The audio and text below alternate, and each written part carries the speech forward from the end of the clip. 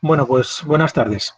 Vamos a iniciar esta segunda sesión de introducción al pensamiento de Karl Marx y me vais a permitir que lo haga leyendo un texto como consecuencia de una noticia pues para mí muy dolorosa que se ha producido hoy, que es la muerte de Luis Sepúlveda, un magnífico novelista, un militante de la justicia, un exiliado chileno de la dictadura de Pinochet, esa que al parecer le gusta tanto a Felipe González, y que desgraciadamente ha fallecido hoy. Él estaba afincado en Asturias desde hace tiempo y ha fallecido hoy a consecuencia del coronavirus. Y me gustaría leeros un pequeño texto suyo, que tiene muchísimo que ver con lo que estamos haciendo.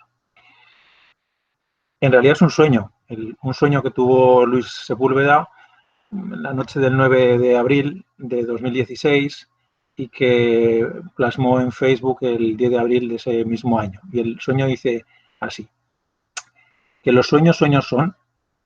Soñé que el viejo de las barbas blancas abría la puerta de una patada y decía, se acabó lo de llamarme Carl, Carlitos y poner flores en los monumentos erigidos en mi honor. De ahora en adelante soy Mad Marx. Bola de pendejos, ¿se enteraron? Mad Marx.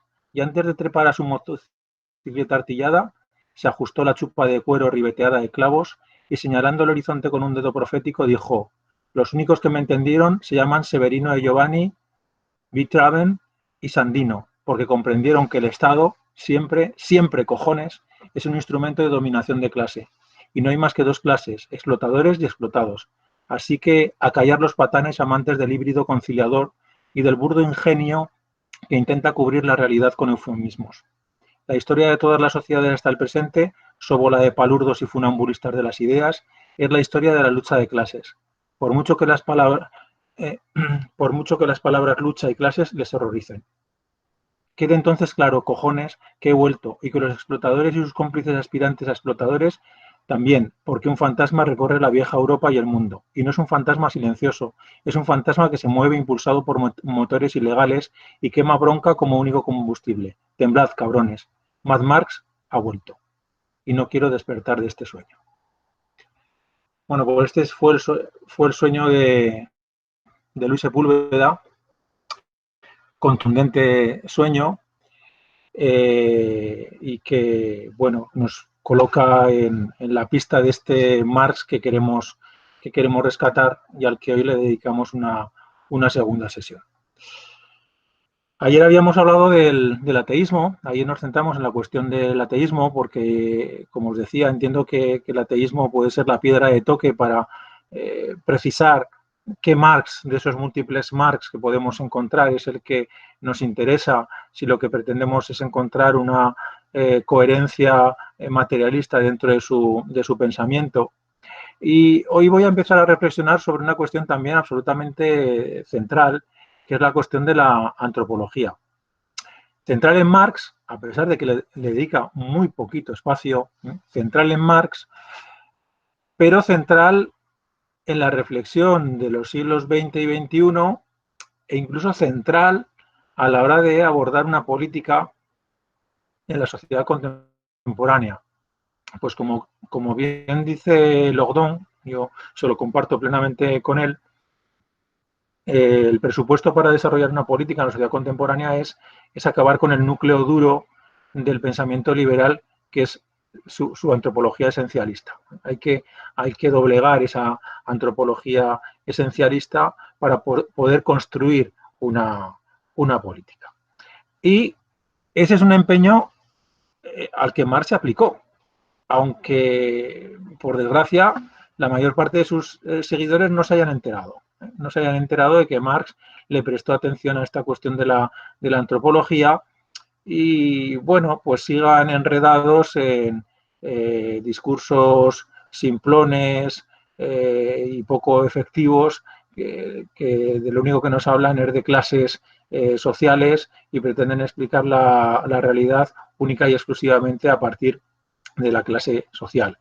Imagino que Marx, si les escuchara, bostezaría de enormes mi aburrimiento, o más bien volcaría la mesa con un cabreo de mil pares de demonios al ver la simplicidad de muchos de sus seguidores, ¿no? Es algo con lo que ya ironizaba, por cierto, Jean-Paul Sartre en sus cuestiones de método, las cuestiones de método que anteceden a la crítica a la razón dialéctica, y en las que en parte se reía del dogmatismo, del oficialismo marxista francés del momento, y hablando de algunos de sus teóricos, en concreto de dos de ellos, de Garaudy y de Canapá, pues decía que, claro, para estos teóricos, ponía un ejemplo concreto, Flaubert había escrito Madame Bovary porque era un pequeño,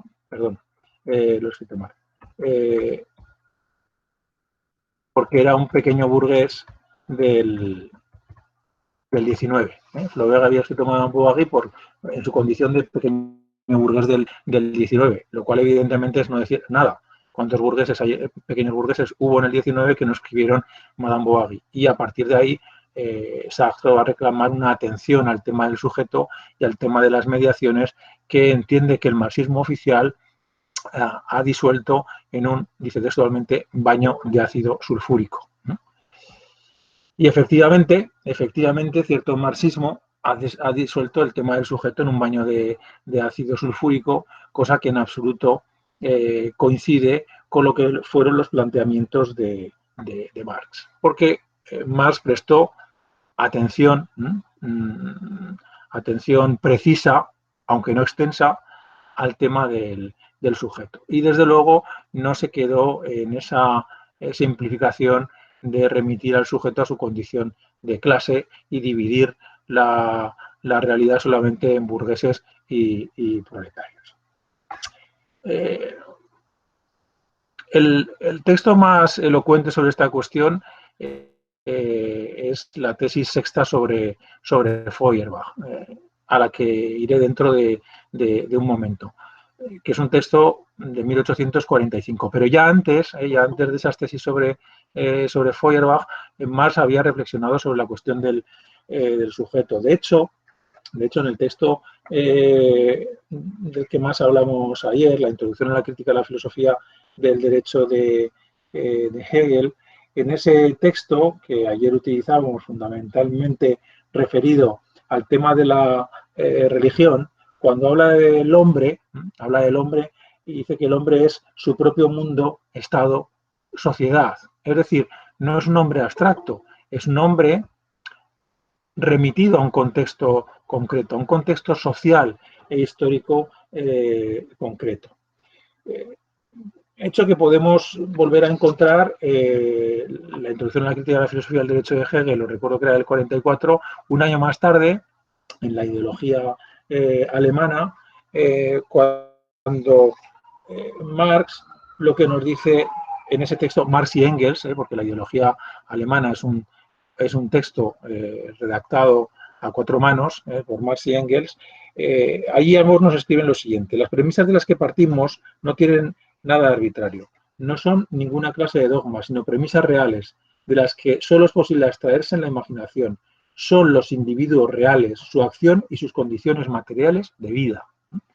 Sus condiciones materiales de vida, nos dicen Marx y Engels. Y añaden más adelante: lo que los individuos son depende, por tanto, de las condiciones materiales de su producción en tanto individuos. Para acabar escribiendo: es la vida la que determina la conciencia. Creo que aquí hay un concepto fundamental, central en el Marx inicial, que es el concepto de vida, la idea de vida, el hecho de que estamos constituidos por el conjunto de nuestra vida, por todo aquello que nos acontece y que nos acaba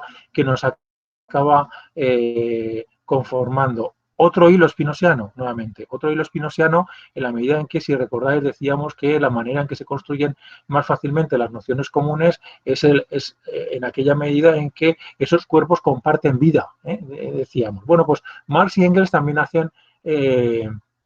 hacen referencia explícita a la cuestión de la vida, lo cual resulta sorprendente Y aquí voy a introducir una crítica a la interpretación que plantean algunos teóricos, algunos autores sobre Marx, en concreto Carlos Fernández Lidia, profesor de la Complutense de Madrid, quien en uno de sus últimos libros dedica un capitulito, lo que yo le agradezco, a hacerme una crítica, hacer una crítica de mis planteamientos.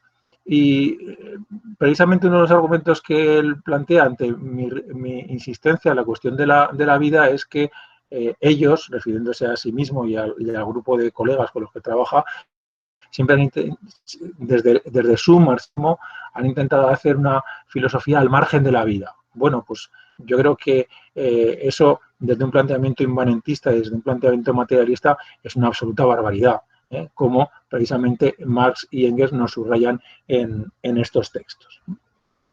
El sujeto, por lo tanto, como efecto de su vida, como el efecto del momento histórico, social, las condiciones en las que le ha tocado vivir, o, como dice, y aterrizó en ella de manera magnífica en su tesis sexta sobre Feuerbach. En su tesis sexta sobre Feuerbach, texto también de 1845, aunque publicado mucho más tarde, igual que la ideología alemana, son de estos textos que aparecen mucho más tarde, aunque las tesis sobre Feuerbach aparecen todavía en el siglo XIX. En las tesis sobre Feuerbach, la tesis sexta sobre Feuerbach, Marx va a decir lo siguiente, va a decir que el hombre, más bien la esencia humana, dice textualmente, la esencia humana es el conjunto de sus relaciones sociales. La esencia humana es el conjunto de las relaciones sociales. Primero una precisión. Utiliza la expresión esencia humana como una concesión a Feuerbach. Está hablando por boca de Feuerbach. Está hablando a la Feuerbach, por decirlo de alguna manera. Como Feuerbach utiliza el concepto de esencia humana, Marx utiliza el concepto de esencia humana. Ni siquiera es, como dice Althusser, un obstáculo epistemológico, simplemente una concesión a aquel del que se está hablando, ¿no? Pero lo fundamental es la segunda parte de la frase. La esencia humana es el conjunto de las relaciones sociales. Es decir, el ser humano está constituido por todas las relaciones sociales en las que se haya comprometido. Más, por lo tanto, nos está hablando, en primer lugar, de un ser relacional.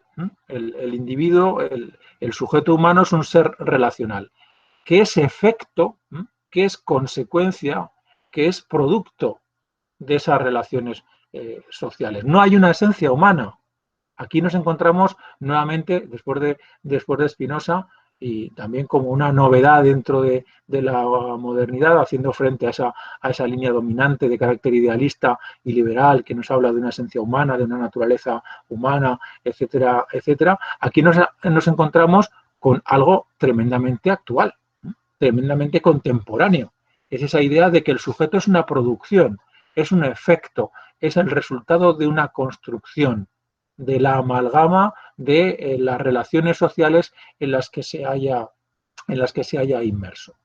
Esto es tremendamente importante porque supone un giro brutal en la concepción de la antropología. Insisto, ya lo había planteado Spinoza. Pero Spinoza todavía sigue permaneciendo dentro de esa corriente subterránea de la que hablaba Althusser, mientras que Marx va ya a dar un salto, va a salir a la superficie y no va a permitir que nadie le vuelva a remitir ad ínferos, que le mande bajo tierra, y se va a mantener con los pies firmes sobre la tierra defendiendo este tipo de posiciones. Es decir, una concepción del sujeto en la que este es un efecto, es el resultado de una construcción, lo cual tiene además un elemento adicional, y es que si el sujeto es el efecto de una producción, el resultado del conjunto de las relaciones sociales que le constituyen, como no hay dos sujetos que tengan las mismas relaciones sociales semejantes, no hay dos sujetos iguales. Es decir, Marx no solamente está haciendo una antropología de la producción, sino que al mismo tiempo está haciendo una antropología de la diferencia, está haciendo una antropología de la diferencia, cosa también absolutamente relevante a la hora de acercarnos a Marx, porque generalmente las versiones más perezosas del marxismo, las versiones menos atentas, pues siempre nos hablan del marxismo y del comunismo como una teoría de la igualdad, cuando nada más lejos de la realidad. El comunismo y el marxismo es una teoría de la diferencia, es una reflexión sobre la diferencia, pero no solamente en este apartado concreto de lo subjetivo, sino que me vais a permitir que adelante algo sobre lo que hablaré más avanzadas las sesiones, sino que incluso cuando Marx pergeña de aquellas maneras la sociedad del futuro, porque Marx dedica muy poco tiempo a hablar sobre la sociedad del futuro, desde el punto de vista con bastante coherencia materialista, porque difícilmente se puede hablar del futuro a no ser imaginando, ¿no? Otra cosa de las que también tendremos que hablar.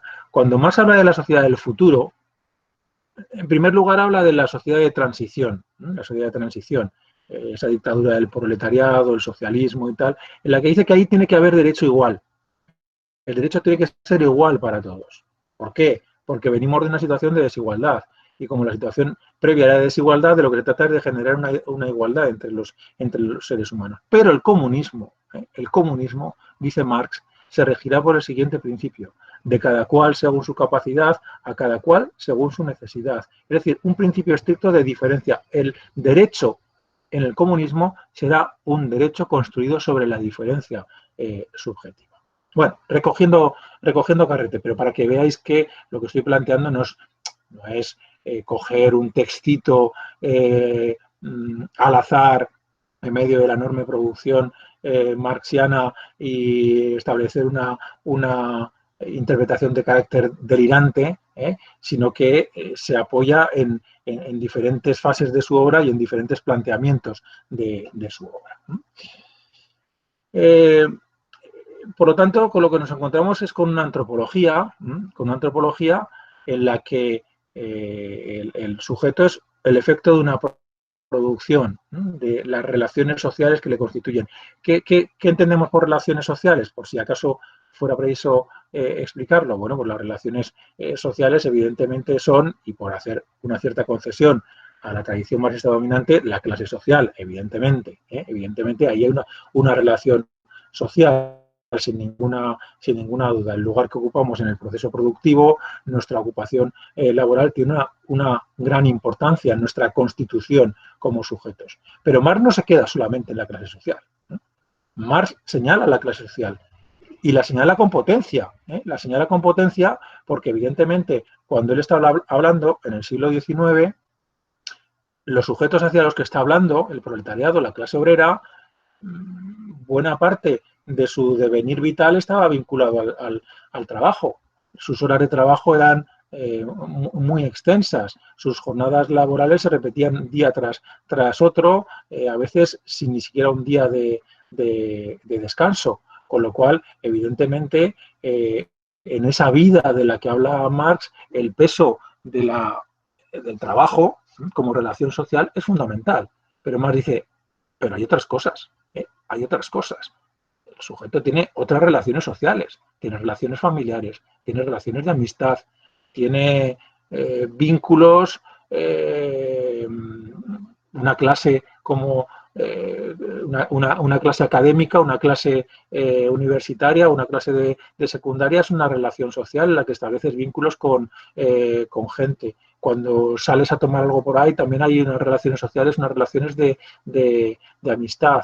Es decir, hay toda una serie de elementos que nos constituyen, que constituyen nuestra subjetividad y que no podemos simplemente remitir al concepto de clase social. Y Marx pretende subrayar esta cuestión, el carácter plural, múltiple de la constitución de la subjetividad. Una reflexión, por lo tanto, fijaos, sobre el individuo, ¿no? Sobre el individuo. En Marx hay una importante reflexión sobre sobre el individuo. Pero no, claro, a la manera burguesa, no a la manera burguesa. No está hablando del individuo, de un individuo, perdón, cargado de una esencia, constituido por una esencia, por una naturaleza humana que le asemeja al resto de individuos y les hace intercambiables con ellos. No, no, no, todo lo contrario, está hablando de individuos atravesados por la diferencia, lo cual le va a alejarse de cualquier posición de carácter humanista, ¿no? Marx se siente muy lejano del humanismo, ¿no? Se siente tremendamente lejano del humanismo, a pesar de que haya habido quienes nos hayan intentado hablar de un humanismo marxista, que al ser le provocaba verdaderos sarpullidos, y quienes nos hayan intentado decir pues que los manuscritos de economía y filosofía pertenecen al Marx humanista. Bueno, borremos esa afirmación porque es un absoluto oxímoron, un absoluto oxímoron. Marxismo y humanismo son conceptos que se contraponen, ¿no? Cuidado con esta afirmación también. Estoy hablando desde una perspectiva estrictamente filosófica, estrictamente filosófica. No estoy hablando de manera coloquial. No estoy hablando de manera coloquial. Quiero decir, si alguien se reivindica a sí mismo como humanista, sin hacerlo en un momento de precisión filosófica, de discusión académica, y lo hace en un contexto político, creo que se entiende bastante bien qué es lo que está diciendo. Por ejemplo, en esta crisis que estamos viviendo, podríamos decir que hay quienes la están enfocando desde una perspectiva humanista y quienes la están enfocando desde una perspectiva economicista. Hay quienes están colocando a los seres humanos en primer lugar y hay quienes están colocando la economía en primer lugar. Vale, esa utilización de humanismo, que es una utilización coloquial, una utilización que yo me parece magnífica y tremendamente respetable, ¿no? ¿De acuerdo? Pero cuando nos ponemos en el rigor filosófico, cuidado, hay que ver qué entendemos por humanismo y, por lo tanto, si es posible hablar de humanismo en el marxismo. Y, evidentemente, para hablar de humanismo en filosofía, hay que partir de la idea de una naturaleza humana compartida, porque el humanismo en realidad no es más que la laicización de ciertas formas de pensamiento.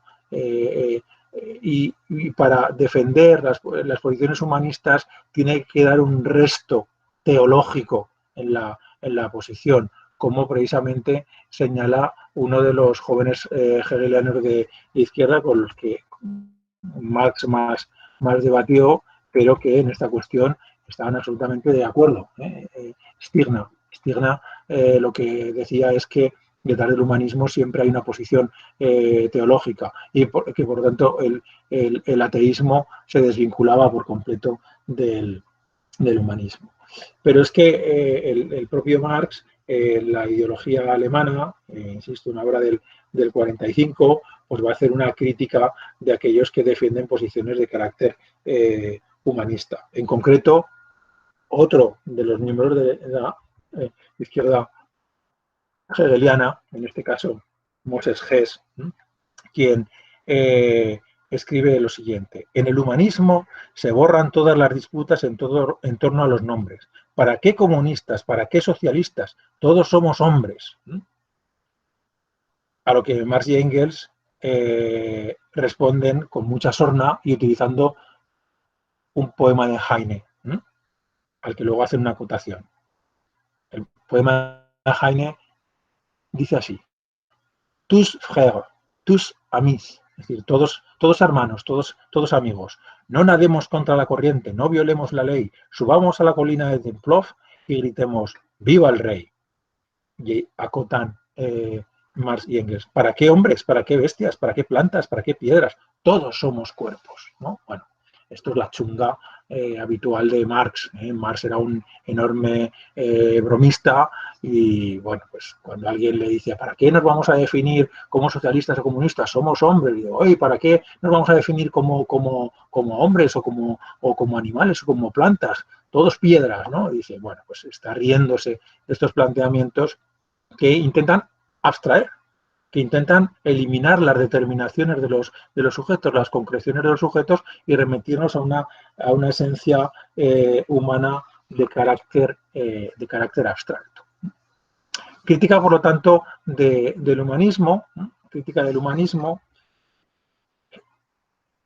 crítica del individualismo, también, crítica del individualismo, crítica de aquellos que tienen una concepción del sujeto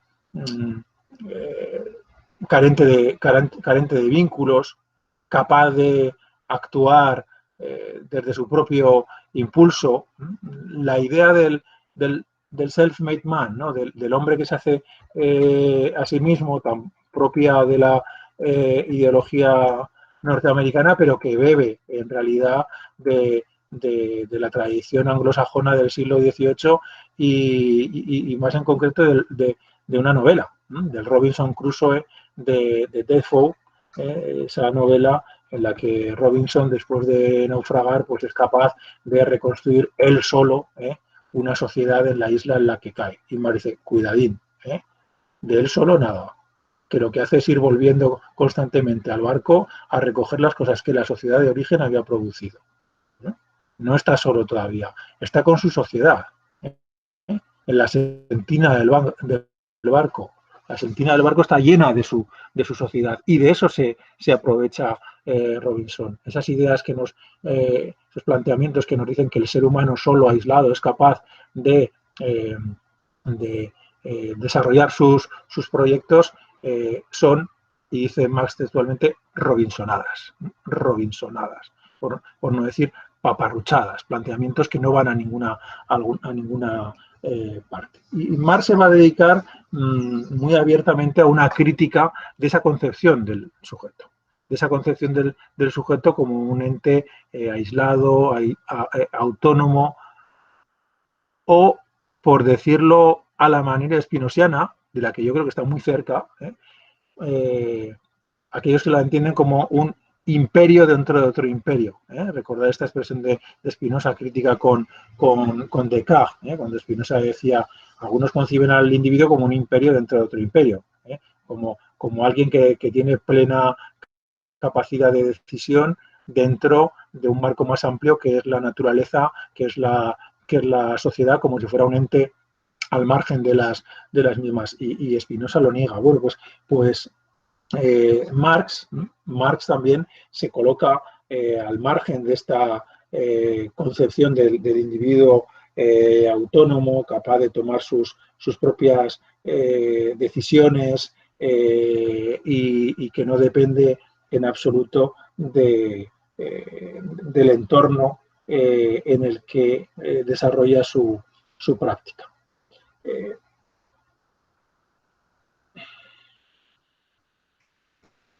Porque Marx entiende que la acción del sujeto es una acción siempre vinculada de carácter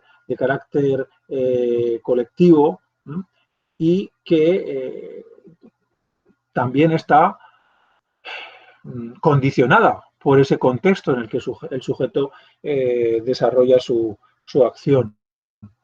Y es algo que se refleja en la concepción de la libertad que tiene Marx, y que es una concepción de la libertad que, nuevamente vuelvo a insistir, tiene ciertos ecos espinosianos. Quizá me empeño mucho en esta cuestión de Spinoza, ¿no? Pero fijaos, por ejemplo, qué es lo que dice uno de los... el autor de una de las obras más importantes sobre la comuna de París, que se llama Lisagaray y que es contemporáneo de Marx. Lisagaray, en su texto sobre la comuna, hablando de Marx, dice el genial investigador desterrado de Alemania y de Francia que aplicó a la ciencia social el método de Spinoza. Cosa que también subraya un marxista italiano de principios del siglo XX, tremendamente interesante, que es Antonio Labriola. Ambos dos señalan esa beta spinosiana en el pensamiento de Marx. Pero fijaos cómo aborda Marx el tema de la libertad, nada menos que en el Capital. Dice Marx en el Capital, la libertad en este ámbito, ese ámbito es el reino de la necesidad, solo puede consistir, la naturaleza, solo puede consistir en que el ser humano socializado, los productores asociados, regulen su metabolismo con la naturaleza de un modo racional, lo pongan bajo su control común, en vez de dejarse dominar por él como por una fuerza ciega, y que lo lleven a cabo con el menor gasto de fuerza posible y bajo las condiciones más dignas de la naturaleza humana y las más adecuadas a ella. Yo creo que el eco de Spinoza es muy claro. Primero lo que nos está diciendo es que nuestra libertad se acrecienta en la conjunción con los otros. En la medida en que los productores se asocian, en la que los sujetos se juntan, tienen una capacidad mayor de intervenir sobre la realidad. Si no lo hacen así, no tienen potencia para intervenir sobre la realidad. Y es esa realidad en la que estamos insertos y de la que no nos podemos desprender. Y que tenemos que conocer para poder intervenir sobre ella. Recordad aquella metáfora que utilizaba Deleuze para explicar la libertad en Spinoza, ¿no? del mar, y que el mar está ahí y que depende de si lo conocemos o no lo conocemos, podremos ponerlo a nuestro servicio o nos mandará a las profundidades del mismo. Bueno, pues la concepción de la libertad en Marx, la concepción de la libertad en Marx está muy vinculada a esa concepción del sujeto en vínculo estricto con lo social y con lo natural, y de un sujeto construido por esas condiciones y de un sujeto además en relación. De un sujeto además en relación. Porque decía que Marx polemiza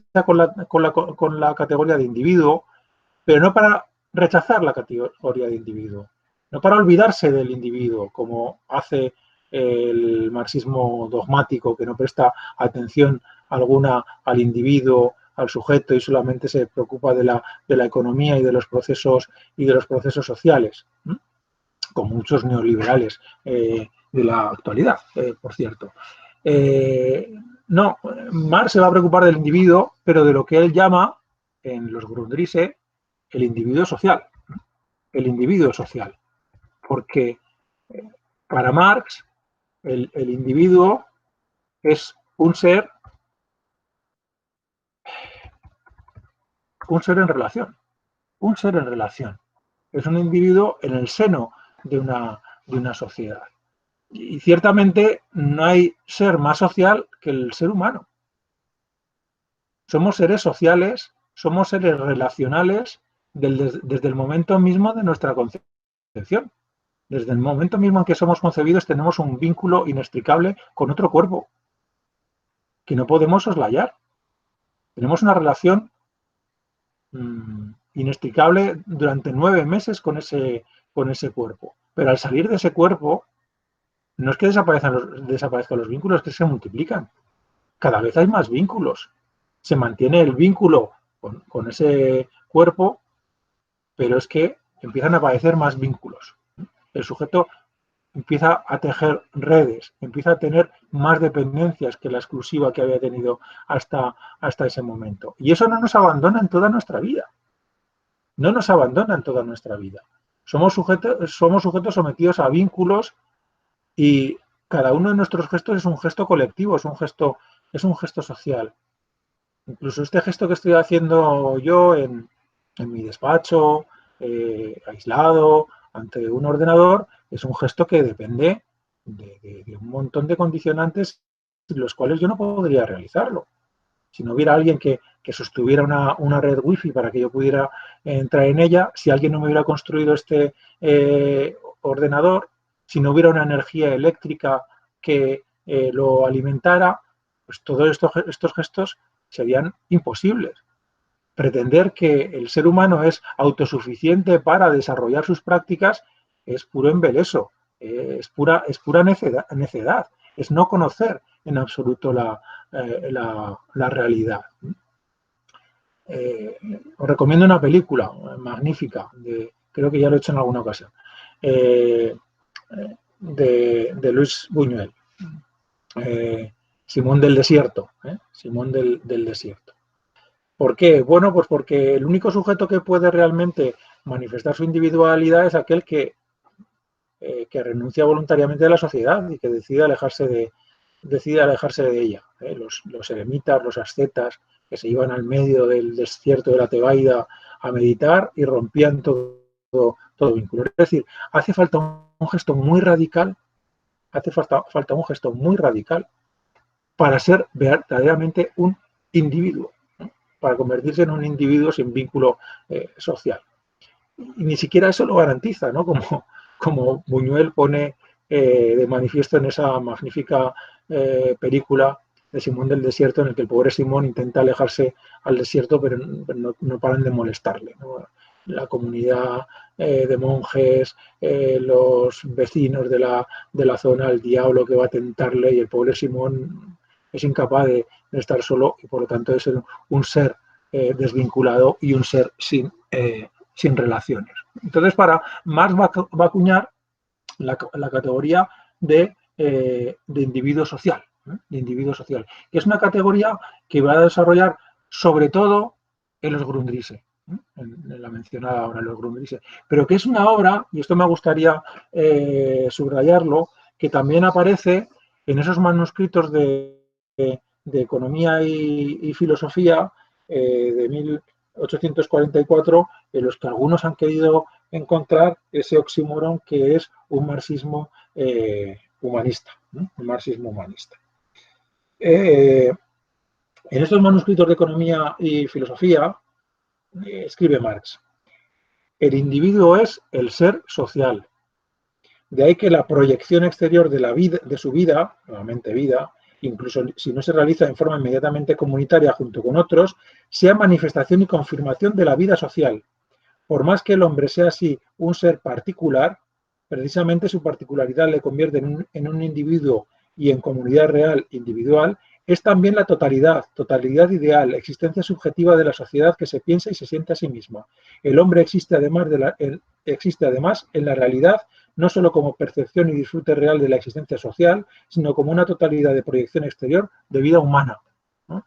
Es decir, el vínculo entre el individuo y la sociedad es algo absolutamente inextricable, entiende Marx, incluso en una obra que se ha intentado presentar como si se tratase de una obra de perfil humanista.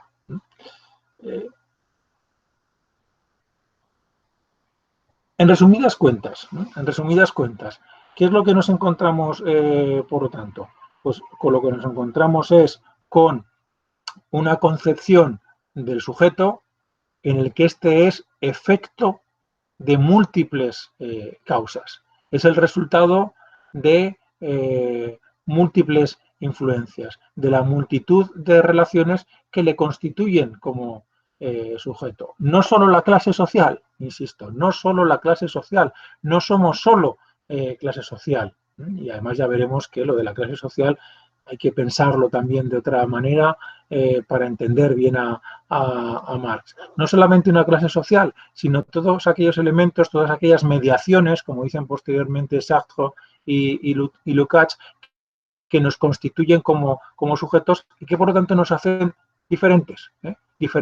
Por lo tanto, ante lo que nos encontramos es ante una antropología de la diferencia, en la que el sujeto se expresa en su diferencia, se manifiesta en su diferencia porque es constituido por elementos diferenciales con respecto al resto de los sujetos. No hay dos sujetos exactamente iguales. Y es más, como decía, la política comunista tendrá como objetivo atender esa especificidad de los sujetos. Claro, este planteamiento de la antropología, pues como podéis entender, tiene derivas en otros campos del pensamiento de Marx. Y hay uno al que a mí me gustaría prestar atención de una manera un poco más rápida para ajustarme al tiempo y no cansaros demasiado, que es el campo de la epistemología, el campo de la teoría del conocimiento, que yo creo en el que yo creo que Marx apunta a alguna cuestión enormemente relevante.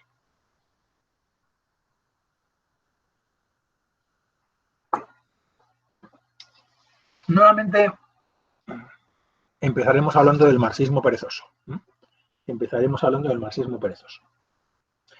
Empezaremos hablando de aquel marxismo que se conforma con repetir las mismas fórmulas constantemente, sin analizarlas y muchas veces sin leer 2 líneas más allá del fragmento que ha citado, como es el caso que vamos a ver a continuación. Althusser ya se quejaba de que el marxismo oficial en los años 40 y 50 en Francia, pues en realidad no era más que una recopilación de frases célebres. Había que estar citando pues, frases célebres de Marx, de Engels, de Lenin, ya de Stalin también, y en eso consistía ser marxista, lo que claro, a Althusser pues, le parecía un tremendo aburrimiento.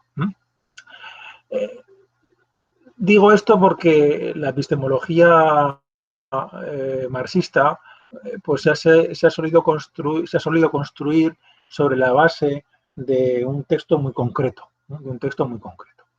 En concreto de un fragmentito del prólogo a la contribución a la crítica de la economía política. La contribución a la crítica de la economía política.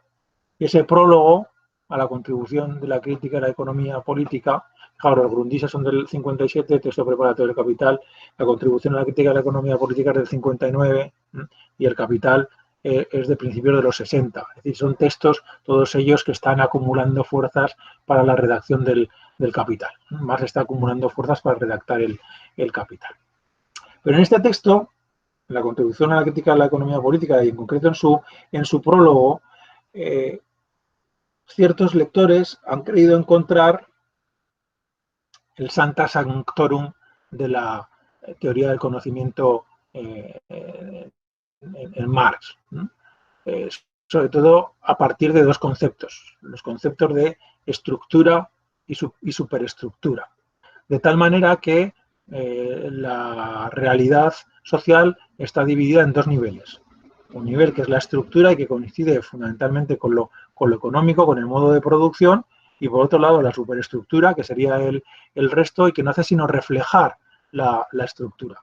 De tal manera que las formas de pensamiento reflejan la estructura social. El derecho, la religión, la filosofía, son en realidad estamos me doy cuenta ahora, ¿no?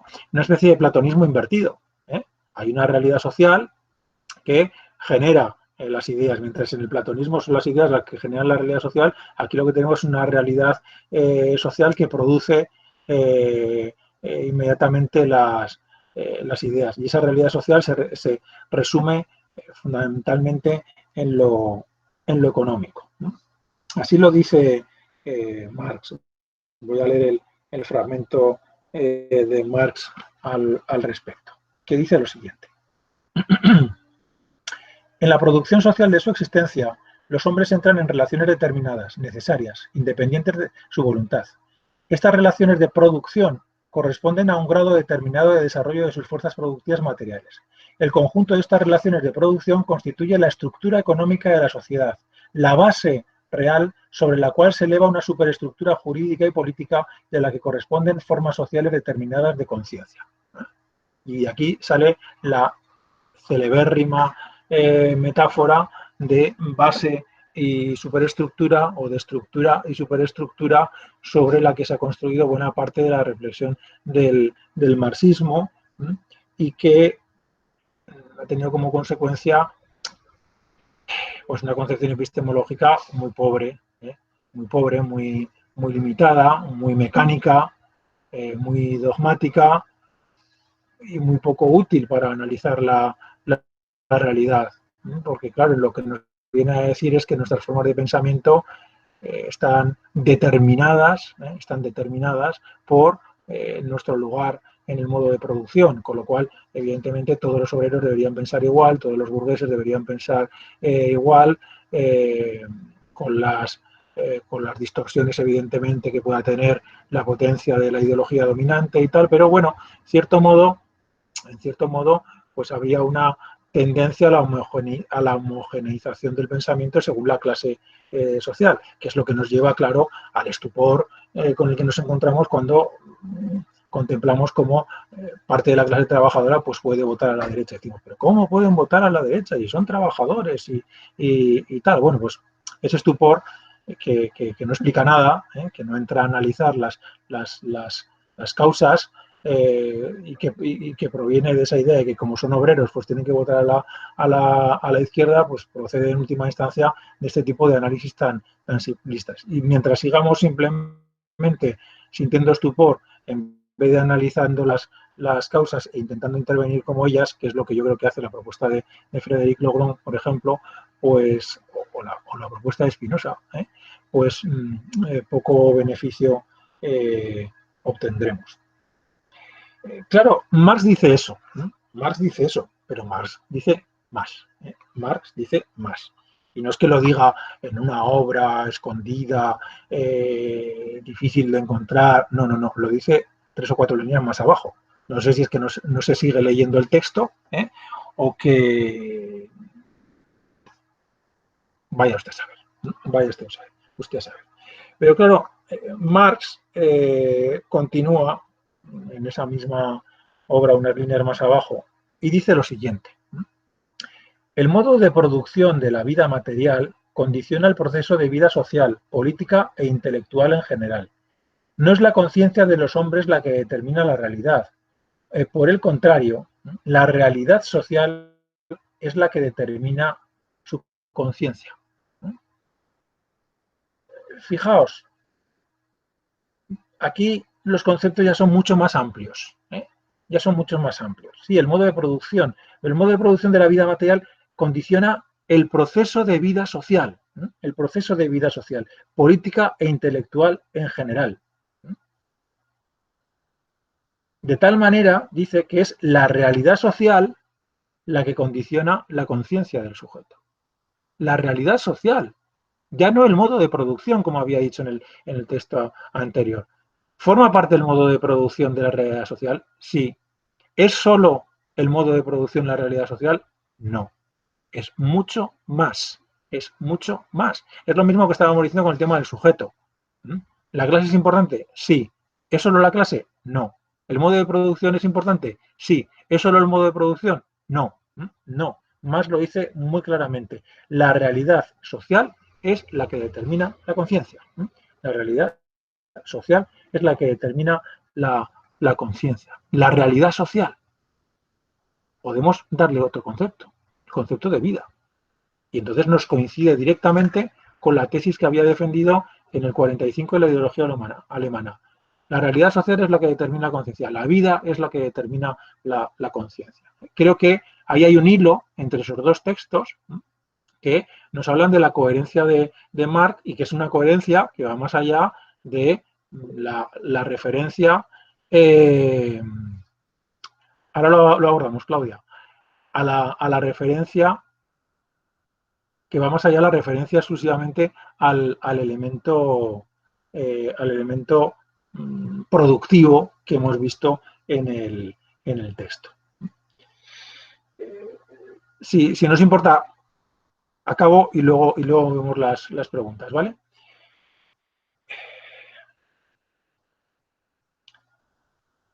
Es decir, en Marx la concepción de la epistemología no se puede remitir exclusivamente a esta idea de la base y la superestructura, y que por lo tanto todos pensamos igual. Y yo creo que es preciso enlazarla directamente con esa antropología de la diferencia a la que estaba haciendo referencia. Y esto se puede hacer de manera magnífica y estupenda a través de solamente 2 páginas de los Grundrisse. Hay 2 páginas de los Grundrisse que se encabezan con el título El método de la economía política, en las que Marx sintetiza, desde mi punto de vista, toda una epistemología materialista. Toda una epistemología materialista. Porque recordad que, insisto, que uno de los grandes problemas que tiene una epistemología materialista es si se puede hacer epistemología con las herramientas del idealismo. Y Marx, yo creo que está empeñado también en reflexionar sobre esta cuestión. Vamos a analizar esas dos paginitas y vamos a intentar extraer conclusiones de ellas. Primero, lo coloco en un contexto, y es la crítica de Marx y Engels al empirismo. La crítica al empirismo. No porque no entiendan que hay que tener una posición empirista, sino porque les parece que el empirismo se queda muy, muy corto. Es lo que le lleva a Engels a hablar de los empiristas como los asnos de la inducción. Ya sabéis que Marx y Engels a veces eran un poco brutos. Bueno, pues Engels califica a los empiristas como los asnos de la inducción, porque se sienten satisfechos exclusivamente con la inducción cuando Marx y Engels entienden que es mucho más. Es mucho más. Es mucho más. Fijaos, porque ese texto, voy a leeros algunas frases en las que vais a ver cómo Marx, en los Grundrisse, dice, parece, debiera, pero lo dice de tal manera que siempre se ve que hay una reticencia, que nos está diciendo algo con lo que él no está de acuerdo, con lo que él en el fondo no está de acuerdo. Dice Marx, parece correcto empezar por lo real y concreto. En el proceso de conocimiento parece correcto empezar por lo real y concreto. Bueno, por eso el empirismo, para conocer qué tenemos que hacer, pues comenzar por la realidad que nos rodea. Pero claro, ese parece correcto, ya nos adelanta que Marx va a decir, parece, pero no, cuidado. A lo que añade que el método dialéctico implica el método de, cito textualmente, elevarse de lo abstracto a lo concreto. Fijaos, elevarse de lo abstracto a lo concreto. Resulta extraño, ¿no? Porque cuando pensamos en elevarnos, más bien diríamos que nos elevamos de lo concreto a lo abstracto. Y sin embargo, Marx lo que nos dice es que el método dialéctico lo que hace es elevarse de lo abstracto a lo concreto. Sigo un poquito más, porque voy a unir todas estas aparentes contradicciones y ciertos estupores los que nos deja Marx. Unas líneas más adelante dice, en el pensamiento, lo concreto, consiguientemente, aparece como proceso de síntesis, como resultado, y no como punto de partida, a pesar de que es el punto de partida real. Repito, en el pensamiento lo concreto aparece consiguientemente como proceso de síntesis, como resultado, y no como punto de partida real, a pesar de que es el punto de partida real. Es decir, Marx nos dice que en el proceso de conocimiento lo concreto, había dicho Marx, parece que lo correcto es empezar por lo concreto.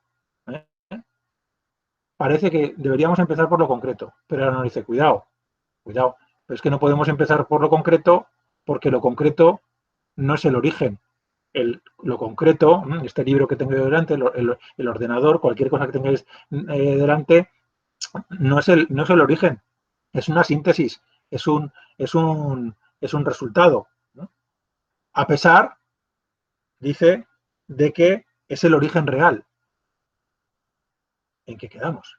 Es el origen real, es una síntesis, más está diciendo cosas que se antojan contradictorias y que debemos unir con esa idea de que nos elevamos de lo abstracto a lo concreto.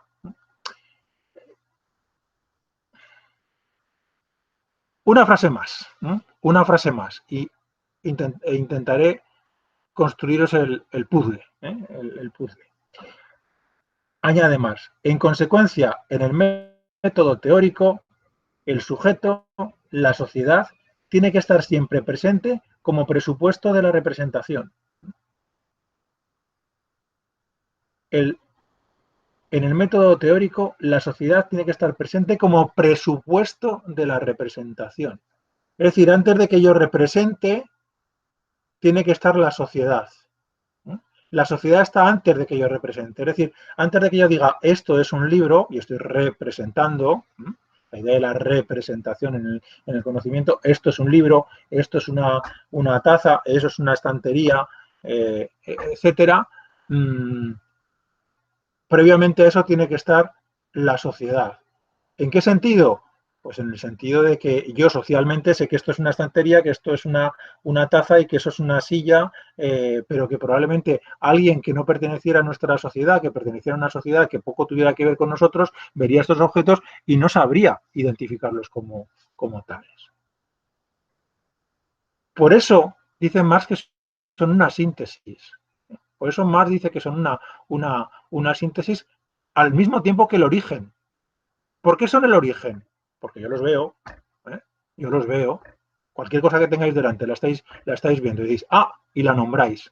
Pero en ese proceso de nombrar hay un previo, que es todo el bagaje social, cultural e intelectual que yo poseo y que me permite nombrar eso. Si de repente tuviera algo delante que no hubiera visto en la vida, diría, pero ¿y eso qué es? Pero no podría nombrarlo. La impresión me llega igual, la impresión del objeto me llega igual, pero me pondría a mirarlo y diría, pero ¿eso qué es? Es decir, más lo que nos está diciendo es que en el proceso de conocimiento,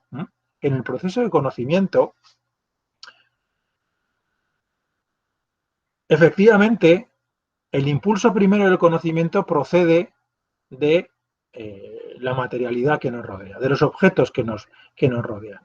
Pero esos objetos están cargados socialmente. Es la sociedad la que previamente los ha cargado, les ha otorgado un concepto, un nombre que yo poseo y que por lo tanto me permite nombrarlos. Por lo tanto, son síntesis, son resultado de un proceso, a pesar de que son también el origen. Y por eso, en el proceso de conocimiento, nos elevamos de lo abstracto a lo concreto. Nos elevamos de lo abstracto que tenemos en la mente, que nuestra sociedad nos ha inculcado en nuestra mente, y lo proyectamos sobre la realidad para representar lo que hay en la realidad y para nombrar lo que hay en la realidad. Pero no solamente esto, no solamente que en el proceso de conocimiento sea un proceso de conocimiento social, no solamente que el proceso de conocimiento sea un proceso de conocimiento social, sino que más va mucho más allá, va mucho más allá. Porque Marx lo que va a decir es que la totalidad concreta, en cuanto a totalidad de pensamiento, es decir, lo que yo percibo en mi entorno, la totalidad concreta en cuanto a totalidad de pensamiento es en realidad un producto del pensamiento. La totalidad, la realidad, es un producto del pensamiento. Marx, de una manera, desde mi punto de vista, absolutamente coherente con su materialismo, está diciendo que la realidad es un producto del pensamiento. Pero claro, no lo está diciendo a la manera en la que lo diría un idealista, que yo produzco la realidad porque me la invento, la creo. No. Más lo que está diciendo es que nosotros que hemos sido constituidos socialmente, que hemos sido construidos socialmente, que somos un efecto de la sociedad, pero además un efecto diferente, cada uno somos diferentes. Luego nos volcamos en el proceso de conocimiento sobre esa realidad y producimos nuestra realidad, generamos nuestra realidad y la generamos de manera diferente. ¿Por qué la generamos de manera diferente? Porque nuestra construcción subjetiva es diferente a la del otro. Y nos volcamos sobre esa realidad produciendo una realidad. La realidad no es un dato empírico, como dirían los asnos de la inducción, como dice Marx. La realidad es una producción del sujeto, el resultado de la intervención del sujeto sobre el entorno en el que se desempeña. Claro, esto es de una radicalidad brutal, ¿no? Es de una radicalidad brutal. ¿Por qué es de una radicalidad brutal? Pues porque lo que Marx aquí nos está apuntando no es a una teoría del reflejo y de la representación tal como nos dice el marxismo vulgar, sino que nos está hablando de una concepción constructivista del proceso del conocimiento como consecuencia necesaria del carácter diferencial de los sujetos, como consecuencia del carácter diferencial de los individuos. Y esto yo creo que es algo que se ajusta al texto de Marx. Pero no solamente Marx nos va a plantear esto, sino que Marx va a añadir algo también tremendamente novedoso, y con esto voy a terminar. En las tesis sobre Feuerbach, Marx era un gran admirador de Feuerbach. Marx era un gran admirador de Feuerbach. Por eso se pone a discutir con él, pero lo hace con gran respeto. Marx era un gran admirador de Feuerbach, pero critica sobre todo a Feuerbach el carácter contemplativo de su materialismo. Es decir, que se olvida de la cuestión de la práctica. Y para Marx, un elemento fundamental en la epistemología, en la teoría del conocimiento, es la práctica. Es la práctica el criterio de verdad fundamental cuando estamos discutiendo cuestiones de carácter teórico. La teoría no se resuelve en el ámbito de la teoría, se resuelve en el ámbito de la práctica.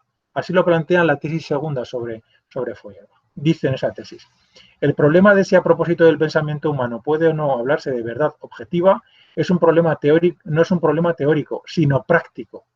El hombre ha de acreditar la verdad, esto es, la potencia y la realidad de la cismundaneidad de su pensamiento en la práctica misma. Es en la práctica donde se define si algo es verdadero o falso. Intentar hacerlo en el ámbito exclusivo de la teoría, dirá Marx también, es pura escolástica. Marx introduce aquí un elemento tremendamente importante junto con este de la producción de la realidad, y es el elemento de la práctica en la epistemología, de la práctica en el conocimiento, y entender que el conocimiento es un conocimiento fundamentalmente práctico. Engels lo resumía en una frase que creo que está del socialismo utópico al socialismo científico, en la que dice: la prueba del pudding está en comérselo. ¿Qué quiere decir esto? Pues hombre, que alguien te puede preguntar: ¿qué tal está el pudding? Y tú dices: estupendo, lo acabo de hacer, he puesto todos los ingredientes, he hecho esto, he hecho lo otro, he hecho tal, he hecho cual, está muy bueno. Pero no lo has probado. No, pero está muy bueno. Claro, hay que probarlo. Porque si no lo pruebas, pues puede ser que los huevos estuvieran pasados, que yo qué sé, que te hayas equivocado y en vez de echar azúcar hayas echado sal, y hay que probarlo, ¿no? La prueba del pudding está en probarlo. La demostración de que algo es verdadero, ¿no? Es verdadero, está en la práctica, está en el proceso práctico. La dimensión política de esta afirmación es brutal. La dimensión política de esta afirmación es brutal, porque nos aleja de algo fundamental, del esencialismo, de intentar entender qué es algo en función de su esencia. Deberemos entenderlo en función de su práctica. ¿Quién es revolucionario? La clase obrera. La esencia de la clase obrera es ser revolucionaria.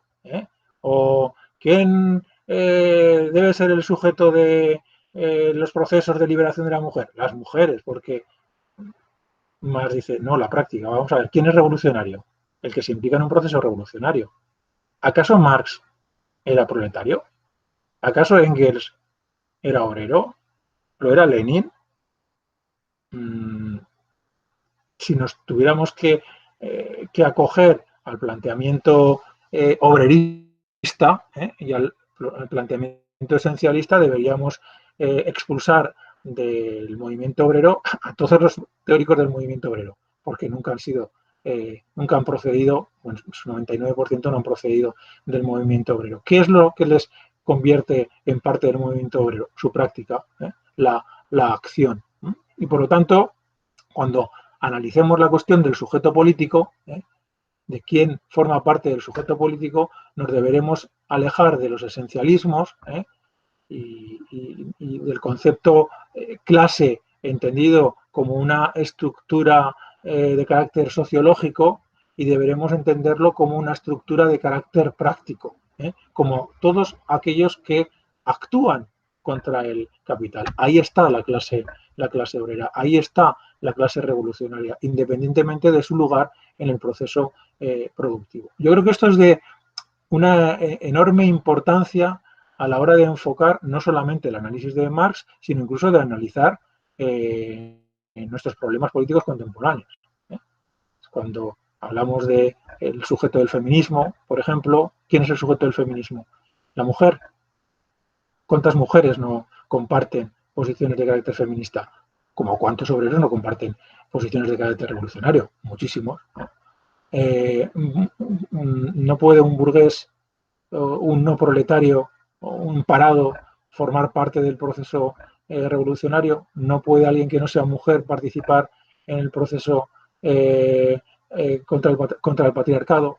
Enfocar estas cuestiones desde el ámbito de la práctica, como plantea Marx, yo creo que nos da herramientas para resolver muchos de los problemas políticos que tenemos en la actualidad.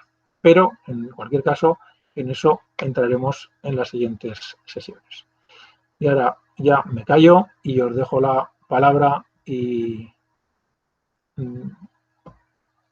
va. Y dejo de grabar.